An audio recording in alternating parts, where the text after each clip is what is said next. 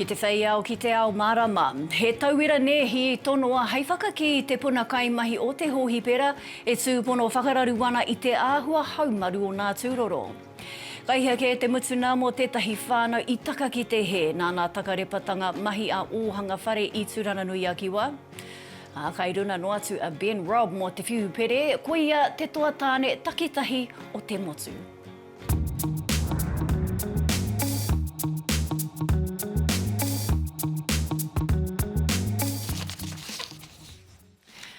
E te ti e te tārarau mai ki Te Ao Mārama.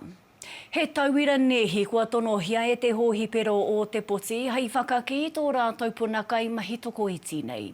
I utua te whatu ora Southern a rā te puari haumaru he omua nā akoranga kore tohu o te kuratini o te poti ki te whakakī tūrana āwhina tūroro. Ko tētahi tīkiti hokokai e ruarau tāra te nui te utu mo ia wāhanga mahi. Nā ko nā pupuake ai te māharahara mo te haumaru tana o nā tūroro. Anei a tini molonyu. Parua e parare ana nā reo o nā kaimahi hauora mo nā whakaririki. Exploiting young nurses on their professional journey is not the way to do this. Hei tā rātau ina e nei roto i nā pēhi o te wā. Nā waira ka he, ka tahi ka hera wātu. There is a lot of onus on the individual that's sitting at the bedside, but the DHBs and the School of Nursing must take responsibility for anybody that comes into their workplace. But that leaves her and the student in this particular case in a very precarious situation. I puta te tono mai te hōhipera o te poti, rua te kaumātahi nā tauira nēhi mai te kuratini o tākau, i whakautu ki te whakakī ngā tūranga rua te kaumāwhitu kai āwhina. I nā rā whakatā, puta ana nā whakaaro i runga i a TikTok. Long story short, Dunedin Hospital is so short-staffed that they have urgently asked for student nurses to volunteer and do shifts this weekend. So here I am. I've never worked in a hospital before. I guess like many nurses that watch this, angry that the health system has reached this point and that the health minister continues to ignore the crisis, and then DHBs are crafting their own ways of coping with the crisis instead of also coming out and saying we've got an issue that needs to be collectively dealt with. I almost cried many times throughout my shift. Honestly, I felt very unprepared for this shift. I had no idea what I was doing. Like, my fellow nursing student handed over to me and taught me. So, like, we're first years teaching first years, like, what? Hina kua puta anō te wero mai te uniana nēhi mo te āhua haumaru. In this situation, the student was neither an employee of the District Health Board or the hospital. So she was largely going to be recompensated for her time through pack and save vouchers. Now, that doesn't make her an employee of the hospital, which puts her at a very vulnerable position. If we are employing student nurses to do healthcare assistant work, then they should be paid as healthcare assistants. I nā te pātai, mēnā kai te aro whānui te minita hauara ki te rapu rongoa mo tēnei matenui. Tēnei Moloneu, Te Ao Mārama. He haurua o nā kai noho i te tai rāwhiti, ka rea ia i a rātou te utu ki te hoko, ki te reti whare rānei. Koe nei tā te kaunihera arohe o Tūranganui a Kiwa. Tāpiri he iti hoki te puna whare i te rohe. Nā ko nā i taka tētahi whānau ki te he, me te kuhu pokanoa nei ki tētahi whare kāwana, ka are o nā kainoho moiai i tēnei wiki. I hōha katoa rātou i te roa o te tatari ki tētahi whare hou i a rātou e noho mō tērā ana, ko tahi noi hote ruma mō nā tau e rua kua hori. Kai a muri wai hei na whakamahuki. Kua noho pōkaikaha e nei wahine i roto i te pūnaha ki miwhare. For myself and my own tamariki, where I felt useless as a mum. And I never was. I was never useless because everything I did every day was based around my tamariki. And it was just this part of me that I feel like I didn't have my own mana back then, And I just allowed for some services and some agents to put their way of dealing with things into my head, and it wasn't right for me and my tamariki. Emergency housing, me and my tamariki moved 15 times in 3 years. We lived at all sorts of organisations, and the thing that came up most for me was how they treat our people and why things can't move forward. E ai ki te kaunihera o Tūranganui a Kiwa, neke atu i te haurua o te taupori i te tairāwhiti e kore ea te hoko. Te tīhai whare i a rātou moni, koina i whakatūria ai e lia rau ko Hope te ohu o Manaki Movers, hei whakaururu hau i ngā whānau. They gave you like a contract almost, a sign to say, we can come in your room whenever we like. We know your door code. And that's how it'll stay. And at the time I'm thinking like, yeah, whatever, like just, you know, wasn't thinking really of how far they could go.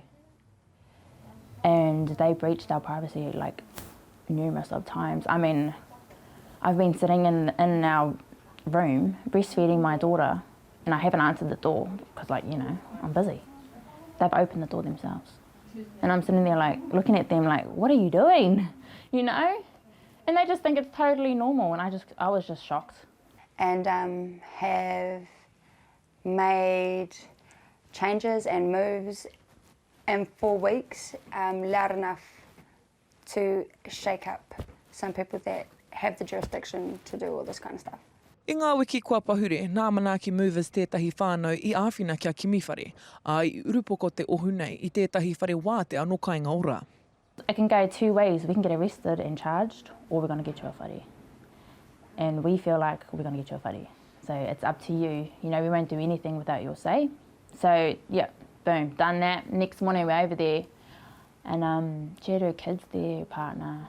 As soon as we got those doors open, they just ran around the house, you know, like, what is this, you know? They just felt more free, I guess. You know, like, they looked at it as a palace. They only stepped into the sitting room, and they were so happy with just the sitting room. There was holes in the walls and stuff. They were so happy with it. She was crying, his heart was crying, and he was holding it, and it made me feel absolutely amazing, like I'm fulfilling my purpose. Ko tā rātou whāinga matua kia hua ake he oranga ki ngā tamariki e noho ana I roto I te tūpuhi kimiwhare. I've managed to turn all that pain that we felt into the mahi that you see today, into love, turn it back into love. Because that's basically what got me through everything, was the love I had for my children. A mother has for her whenua, you know, tangata whenua, whare tangata, all those connections.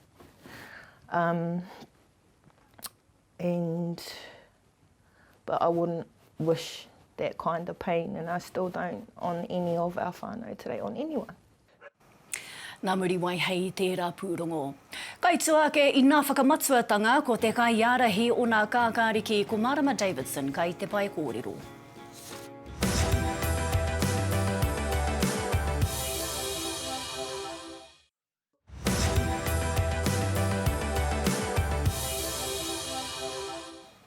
Tau te mai anō. Ko te manene pāpāho ko Rhonda Kites tērā, kua tohua ki te hōrorongonui nā wāhine pakihitoa o Aotearoa.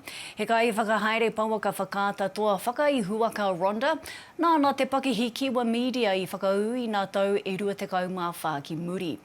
Kua na mahi he whakamaori I nā paki waituhi mā whakaata Māori, I whanake hoki aia I te hōtaka matihiko e ki ana ko Voice Q. He pūmanawa rorohiko e whakakapo ai nei te reo me nā kōrero paki o nā iwi take hurino I te ao. I tohua hoki aia ki tētahi tohu a te kuini, mo āna mahi hangarau I te ao kiriata me te ao pauaka whakaata. Ko tā Rhonda mo tana tohu ki te Tūranganui, he honore nui e whakamana hoki tēnei I tōna whaina kia tū matua ai te tangata I te pūtea. I think with Māori woman, we have that mātauranga Māori that's over the top of it, like a veil, if you like, that encompasses that. So if it's good for, the whānau, it's good for the whenua, then the pūtea will come. And if it doesn't, we keep fighting anyway, because we're not just doing it for ourselves, we're doing it for the people. E ai ki te minita au kati mahi tūkino ki te whānau a Mārama Davidson, kai te ara tika te kāwanatanga ki te whakatutsuki i ōna whaina o te ao rerekura. Te rautaki tuatahi o tēnei whenua e whakakore ana i nā mahi tūkino, tai tō kai hoki i nā kāina me nā hapori mō nā tau e 25 e tū mai nei. Nā ko hono mai te minita i naia nei. E te minita tēnā koe, tuatahi, ka rahi ake nā kaupapa takahi i nā mahi tūkino ka whakahaere hia nei hoki e te hapori, tēnā whakamārama mai. Ai, tēnā koe piata ai. Ai, mārama te ki te kaha o e rā momo whakatakanga mā te hapori e whakatika. E ai ki tērā ripoata te Family Violence Death Review Committee, ko te mahi kaupapa Māori ngā hōtaka matua o tēnei rāngai. Rereke ngā hapori, ngā whānau, rereke ngā whakatika mō ia hapori, mō ia whānau. Mihi atu ki ngā hōtaka peraki enei e toru, ko manaaki tai rāwhiti ki te tai rāwhiti, tūtama wahine ki taranaki, rātau ko tūhoi hauora ki tūhoi.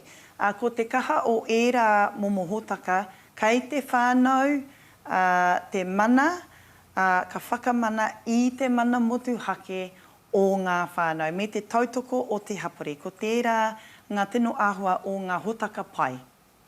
Taka, ki te hoki i roto i nā rangahau, ka are nā whānau e hiehia ki te toro atu ki nā rato nā pāpori a te kāwanatanga me te pōhehe he kaikiri katoa o nā kaimahi. Ka pēhea nei te ao rerekura e whakatika i tēnei tu āhua? Ai, en tika tā rātou. I roto i te ao rerekura me whakakāti te kaikiri, ko tērā te mea nui. Ko te mea nui ko te whakangungu o te rāngai, ngātari kāwanatanga, ngā ropu hapori, ngā kura, ngā tākota, ngā kaimahi katoa. Me mihi atu ki ngā tohunga i whakamahi i ngā workforce tools, ka tahi anō ka puta atu ki te ao, i tērā mārama pia, ko tētahi o te mahi ki te whakakore i te kaikiri. No reira, he hao hia i te rōpū tohu tangata whenua ki anga whakamua i tēnei take?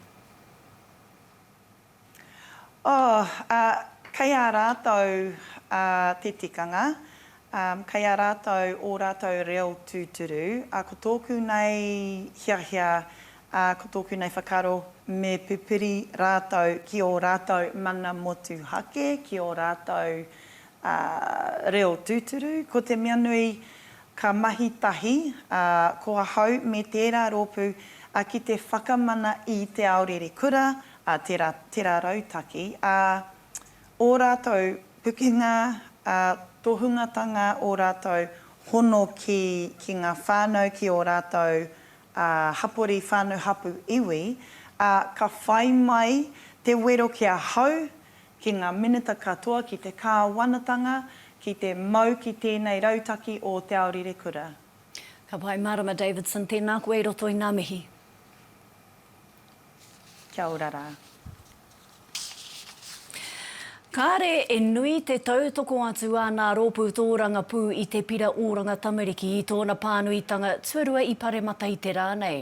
E ai ki te rōpū kākāriki e papatu ana te pira i te tiriti o Waitangi me te whakapuakitanga a te runana whakakotahi nā iwi o te ao mō nā mana o nā iwi takitahi. E mōre hu nō nā whakahaere manaaki tamaiti a te karauna e whakapaetia ana hoki i te pira. Me tāna e whakapono nei, ka tahuri te pira i te hunga nā te kāwana tonu i tohu kia whakahaumaru hia. Ara ko nā tamariki me nā rangatahi. Kai tā mātou karere tōranga pua whatitiri te wake tēnei pūrongo. Ko oranga tamariki tonu tōna kaitiaki i nā te huhua o ona wheako.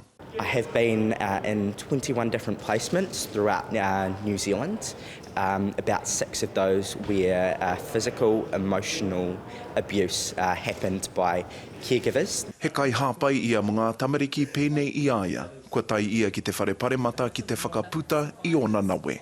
It makes me feel hurt that we are not being listened to and that our concerns around this legislation are not being taken into account by Minister Sepuloni. Kei te aroaro o te whare paremata te pire arotake o ranga tamariki, a ko te tahi o ngā whainga kia whakakore I e tahi o ngā mahi a te tari ko mihana tamariki.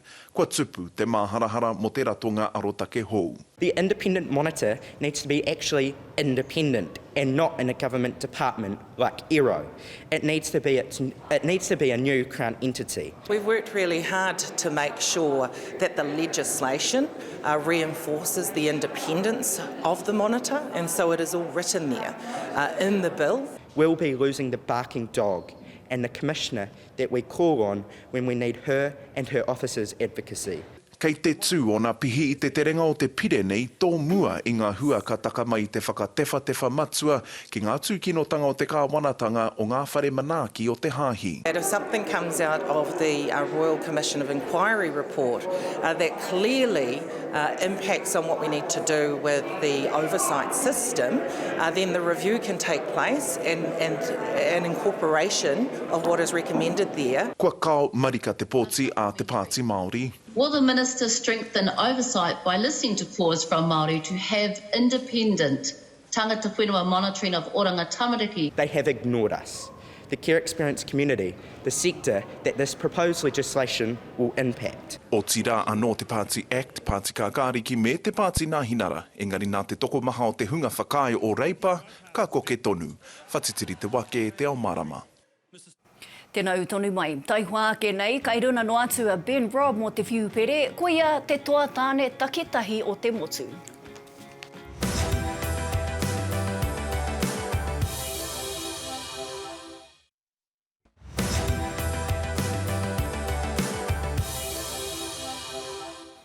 Nau mai anō.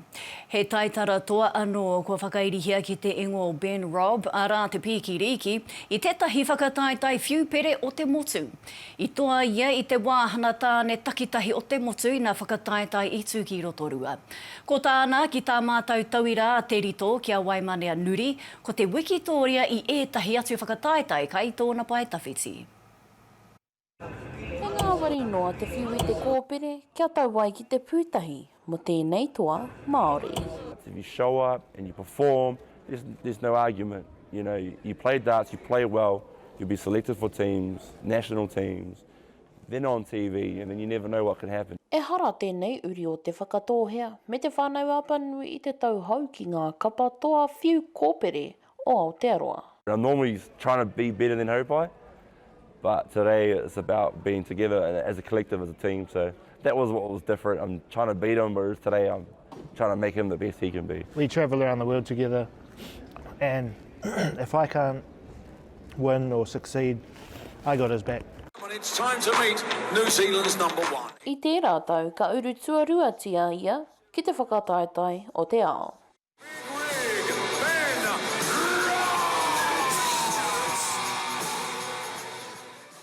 Ben is, in my words, beyond years. He is just an awesome dart player, a humble gentleman, a family man, and Hōpai is the same. Hōpai is the other top dart player we have within New Zealand as well. And the two of them are just competing against each other. Ko Trixie Ursig tētahi o ngā pau o te tākaro nei, he pau taunaki, he pau tautoko ia o te tokorua nei. Ben winning the men's gold tournament here in New Zealand on Sunday, he will get the trip to the UK. He gets an automatic spot to play in the UK. That's in February next year. Ka whakaihu waka tō rāua kapa o Waitaha I te wāhanga o ngā kapa tāne I tēnei rā. Canterbury's got a pretty good record when it comes to the regions. With some of the best players that come out of Canterbury, so we're pretty lucky in that sense.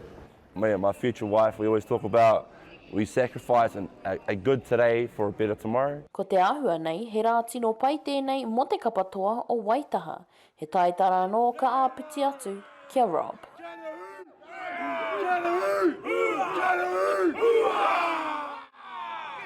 Waimanea Nuri, Te Ao Mārama. He kapa Māori kai tētahi wānanga tākuta iwi takitaki I kānata, e whakaatu ana I wā rātou mahi takahi ma te korona. Ko hāpai te hauara, tētahi ratona hauara Māori I te marae o Manurewa. I te wā o te noho here, nā rātou ētahi pāhi āwhina mano nei I tuku ki ngā hapori, I ārahi hoki ki te whakapiki nā te tauranga kano ārai ma te korona. Kei Vancouver, te kapa tākuta Māori I nei I te wānanga motu a Kiwa o nā tākuta iwi taketake. Nā ko hono mai a tūnui arangi McLean I nei atu I Vancouver, te hea o te Manurewa marae. Kia ora rangi I tuatahi, tēnā kōrero mai mō nā akoranga mai ngā mahi a hāpai te haura I te wā o te noho here ki ngā iwi taketake o Kānata.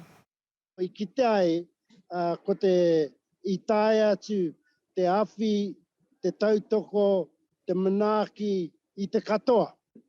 Pākea mai, whanauna o nā mautere mai, nā rōpū manene mai, I roto nā hāpori I tae atu ki te awhi I a rātou. Nā reira koeira te tino here o tēni o nā huihuina I tae mai nā tākuta takitake o te ao I tēni o nā hui. Kia huri te tiro ki tō tāua nei rohe ki te rohe o tūhoi me te uruta I hora ki Waimana no te tau mā waru. Tēnā kōrero mai mō nā akoranga o taua wā me te whakatakoto mahere mō te uruta ma te korona I nei rā? Tētai nā tato tunu o rite nā huatana mai tērā wā ki te niwa o te mate uruta. Koe no me ki pia tētai o nā rere kētana, kāre e tino tere te whakatutuki I nā mahi hei noho haumaru, kia noho haumaru ai nā whānau, nā hapu, nā iwi. Tūnui arangi McLean, atu I Vancouver, Kānata, tēnā koe I whai wā kia mātou. Nā kia tahuri atu tātou I nei ki ngā matapai huarere, te nui no te motu ka poke e te ua. Ko te whaititiri ka hora ki te tai tokerau me tāmaki makaurau a pōpō, ka ua I te ata I te pō. He hauwaho ka papuhi ki te pito o tika Māui, e ngari ki Tūranganui a Kiwa, o ka whakahoahoa atu a tamanui kia koutou, ko rangi nui tērā e tatangi tonu ana ki te uru. Kia tūpato ki ngā wāhi mā rakerake I te upoko o te ika, pukuriri katoa tāwhiriki e rā wāhi, mau te ua ki whakatū, ke ao ki waitaha, e waru noi hoki tāhuna, ko nehu ana te ua ki waihopai. Akāti, koena nā piki me nā heke I te ao Māori I tēnei rangi. Tēnā toro atu ki te whārangi ipurangi, te taupāngara nei a Te Ao Māori News, mō te roa nā atu wā mātou karire. Hei kinaki wā mātou kōrero, ko te kapa haka o whāngara maitawhiti me tā rātou poi, te kuini. Noho atu koutou, I roto I te rangi Māori.